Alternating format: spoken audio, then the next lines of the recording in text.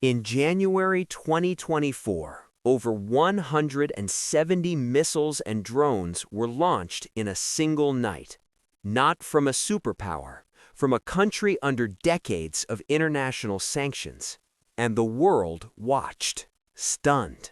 But here's the question nobody was asking on the news. How does a sanctioned nation build missiles that can travel 2,000 kilometers with precision?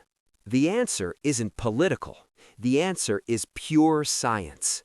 Thermodynamics, orbital mechanics, guidance algorithms, metallurgy. Today, we're going inside 8 Iranian ballistic missiles, one by one. We're going to break down the actual physics, chemistry, and engineering that makes each one work. And by the end of this video, you will understand these weapons better than most military analysts do. Every missile program in the world starts somewhere. For Iran, it started with a Soviet design from the 1950s, the R-17 Elbrus, known in the West as the Scud-B. Iran acquired these missiles during the Iran-Iraq War in the 1980s from Libya and North Korea. The Shahab-1 is essentially a direct copy of the Scud-B, and that matters scientifically. The Scud-B burns a liquid propellant combination, inhibited red fuming nitric acid as the oxidizer and kerosene as the fuel. When these two chemicals meet inside a combustion chamber, they ignite hypergolically, meaning they self-ignite on contact, no spark required. The combustion produces exhaust gases exceeding 2,500 degrees Celsius, expanding violently through a convergent-divergent nozzle. This is the de Laval nozzle, the same principle behind every rocket engine on Earth. By accelerating gas through a narrowing throat, then expanding it outward, the nozzle converts thermal energy into kinetic thrust. The Shahab-1 generates roughly 13,000 kilograms of thrust, enough to push a 5,800-kilogram missile to a range of 300 kilometers. If the Shahab-1 was a copy, the Shahab-2 was Iran's first real engineering decision. Based on the Soviet Scud-C, the Shahab-2 extended the missile body, literally stretching the propellant tanks. This sounds simple, but the science behind it is not. Increasing tank volume increases propellant mass, which increases total impulse, which increases range. But there's a brutal trade-off. More fuel means more weight at launch. The Tsiolkovsky Rocket Equation governs this. Delta V equals exhaust velocity times the natural log of the mass ratio. In plain terms, the more your initial mass exceeds your final mass, the faster you go. Iran's engineers increased the propellant fraction while reducing warhead mass from 985 kilograms down to approximately 600 kilograms. The result? Range jumped from 300 kilometers to nearly 500 kilometers. A lighter payload, more fuel, and the same engine, producing a missile that could now reach targets far deeper into neighboring territory. The Shahab-3 is where Iran's missile science made a generational leap. The foundation came from North Korea, specifically the Nodong-1 missile, transferred to Iran in the mid-1990s. But Iran didn't just copy it. Iranian engineers modified it, improved it. The Shahab-3's engine produces approximately 27,200 kilograms of thrust, more than double the Shahab-1. This required a larger, higher-pressure combustion chamber and a redesigned turbopump to deliver propellants at the necessary flow rate. Range reached 1,300 kilometers, now covering Israel, Saudi Arabia, and U.S. bases across the Gulf. But range alone isn't enough. Accuracy matters, and here reentry physics become critical. As the warhead falls back through the atmosphere at over 3 kilometers per second, aerodynamic heating exceeds 1600 degrees Celsius. Iran's engineers developed an ablative heat shield, a material that chars and vaporizes, carrying heat away from the warhead surface. The Shahab-3's baby bottle nose cone, a blunt, rounded shape, was specifically designed to spread that heat load across a wider surface area. The Sejjil missile, first tested in 2008, represented the most significant scientific shift in Iran's entire missile program. Iran moved from liquid propellants to solid propellants, and that changes everything. Liquid propellant missiles require fueling before launch. That process takes time, sometimes hours. Time is a vulnerability. Satellites can detect fueling. Adversaries can strike during preparation. Solid propellants eliminate that window. They are precast into the motor casing at the factory and remain ready to fire indefinitely. The Sejjil uses a composite solid propellant, typically a mixture of ammonium perchlorate as the oxidizer, aluminum powder as fuel, and HTPB as the polymer binder. When ignited, this mixture burns at a controlled, predictable rate, determined by the grain geometry, the shape of the propellant cast inside the motor. Star-shaped grains burn from the inside out, maximizing surface area for high initial thrust. Cylindrical grains burn more progressively for sustained push. The Sejjil is a two-stage solid rocket. The first stage burns for boost phase, the second for sustained acceleration through mid-course. With a range exceeding 2,000 kilometers and launch readiness measured in minutes, the Sejjil fundamentally changed Iran's strategic deterrence posture. Range is power. Accuracy is precision. The Ghadar-110 was Iran's attempt to combine both. Introduced as a variant of the Shahab-3, the Ghadar extends range to approximately 1,600 to 1,950 kilometers. But the critical upgrade wasn't in the engine, it was in the guidance system.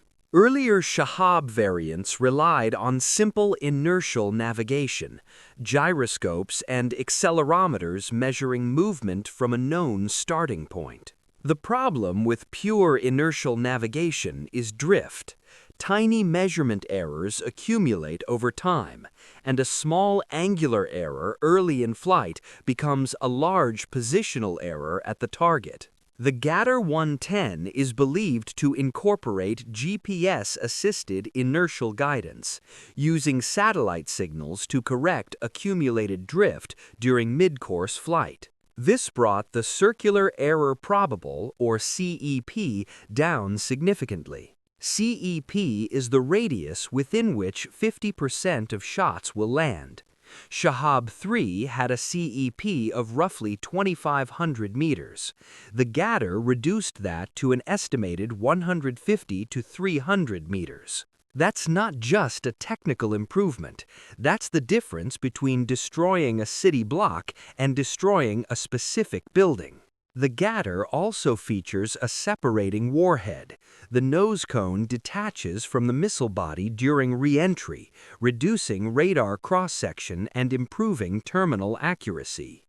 In October 2015, Iran unveiled the Emad and called it a precision-guided ballistic missile. For the first time in Iran's history, the warhead itself could maneuver during reentry. This is called a Maneuvering Reentry Vehicle, or MaRV. Here's why this matters physically. A standard ballistic reentry follows a predictable parabolic arc. Predict the arc, intercept the missile. That's the foundation of every missile defense system. A MaRV breaks that predictability. Small fins on the warhead adjust in real time during descent, altering the trajectory. These fins are controlled by an onboard flight computer receiving guidance corrections, potentially from GPS, radar altimetry, or terminal imaging. The physics challenge is extreme. At re-entry speeds above Mach 5, aerodynamic forces on small fins are enormous. The control surfaces must be made from high-temperature alloys or carbon composites. The Emad's claimed CEP is approximately 500 meters, modest by modern standards, but revolutionary in the context of Iranian missile development. More importantly, a maneuvering warhead is significantly harder to intercept with systems like THAAD or Arrow 3, which are optimized for predictable trajectories. The Khorramshahr missile, first revealed in 2017, is Iran's heaviest and most powerful ballistic missile. Named after a city that became a symbol of Iranian resistance during the Iran-Iraq War, the name itself is a message. But the science is what commands attention. The Khorramshahr has a reported range of 2,000 kilometers and can carry a warhead mass of up to 1,800 kilograms. That payload capacity is significant. A heavier throw weight means the ability to carry either a larger conventional warhead or, theoretically, multiple smaller payloads. Multiple independently targetable re-entry vehicles, known as MaRVs, distribute separate warheads from a single missile bus. While Iran has not confirmed MaRV capability on Khorramshahr, the structural architecture and payload bay dimensions are technically consistent with a MaRVed configuration. The propulsion system is believed to be derived from Soviet R-27 submarine-launched ballistic missile technology, a high-energy propellant combination providing superior specific impulse compared to earlier Scud derivatives. Specific impulse, measured in seconds, is the efficiency rating of a rocket propellant. Higher specific impulse means more thrust per unit of propellant consumed. The Khorramshahr's engine reportedly achieves a specific impulse near 280 seconds, a notable figure for a liquid propellant missile in this class. In June 2023, Iran unveiled the Fattah, claiming it as the world's latest hypersonic missile. The word hypersonic gets thrown around constantly, so let's define it precisely. Hypersonic means traveling at Mach 5 or above, 5 times the speed of sound, or roughly 6,100 kilometers per hour at altitude. But speed alone isn't what makes hypersonic weapons revolutionary. It's the combination of speed, maneuverability, and low-altitude flight. There are 2 classes of hypersonic weapons: hypersonic glide vehicles, or HGVs, and hypersonic cruise missiles, powered by scramjets. Based on available evidence and Iranian state descriptions, the Fattah appears to be a ballistic missile with a hypersonic maneuvering glide vehicle as its re-entry body. The glide vehicle is released at high altitude, then skips across the upper atmosphere, maintaining speeds above Mach 13 while maneuvering laterally to evade intercept. The physics challenge is thermal management. At Mach 13, stagnation temperature at the leading edge can exceed 2,000 degrees Celsius. Materials science becomes the limiting factor. Carbon-carbon composites, ultra-high temperature ceramics, and ablative coatings are required to maintain structural integrity through sustained hypersonic flight. Independent verification of the Fattah's claimed specifications remains limited as of 2026. But the underlying science of hypersonic glide vehicles is real, and Iran has clearly invested significantly in pursuing it. So what does the science actually tell us when we look at all 8 of these missiles together? It tells us a story of methodical, deliberate engineering progression spanning 4 decades. From copying a 1950s Soviet Scud to developing maneuvering hypersonic glide vehicles. From liquid propellants requiring hours to prepare to solid fuels ready to launch in minutes. From circular error probables measured in kilometers to guidance systems hitting within 150 meters. Every one of these improvements is governed by the same fundamental principles: thermodynamics, rocket propulsion, guidance and control theory, and materials science. Sanctions didn't stop this. Isolation didn't stop this, because physics doesn't care about politics. What we see in Iran's missile program is what happens when a nation commits its scientific and engineering resources to a single strategic goal over a very long time. Understanding these weapons, their science, their capabilities, and their real limitations is more valuable than fear or dismissal. If this video gave you a clearer picture of how these systems actually work, drop a comment with which missile surprised you most, share this with someone who thinks missiles are just big fireworks, and subscribe because the next deep dive is already in production.